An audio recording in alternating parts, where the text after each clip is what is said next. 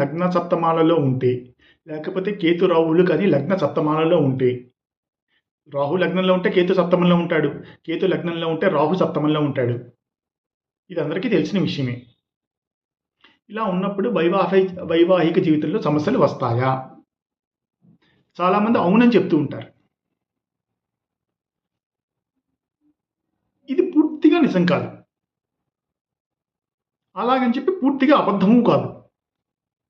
ఇది ఎప్పుడు నిజమవుతుంది, ఎప్పుడు అబద్ధమవుతుంది?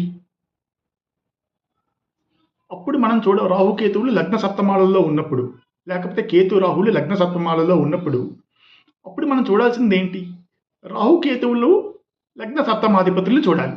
ఎవరు బలంగా ఉన్నారు? రాహుకేతువులు బలంగా ఉన్నారా, లగ్న సప్తమాధిపతులు బలంగా ఉన్నారా?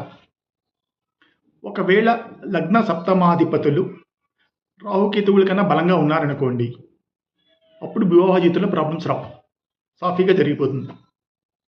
కానీ ఒకవేళ ఈ లగ్న సప్తమాధిపతులు రాహుకేతువుల కన్నా బలహీనంగా ఉన్నారనుకోండి,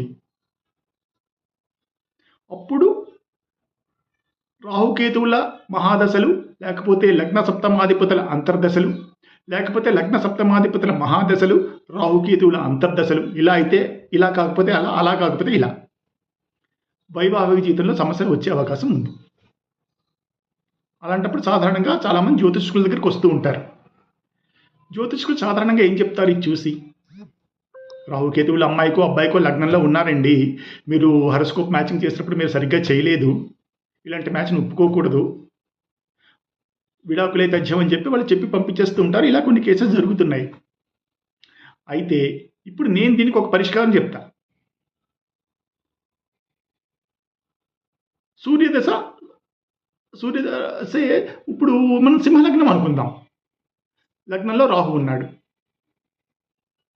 లగ్నాధిపతి సూర్యుడు. ఆ లగ్నంలో రాహు సూర్యుడి కన్నా బలంగా ఉన్నాడు.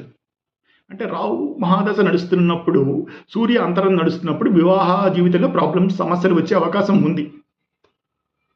లేకపోతే వృషభ లగ్నం, శుక్రుడు రాహు కన్నా బలహీనంగా ఉన్నాడు, రాహు మహాదశ శుక్రుడు అంతర్దశలో వివాహ జీవితంలో ప్రాబ్లం వచ్చే అవకాశం ఉంది.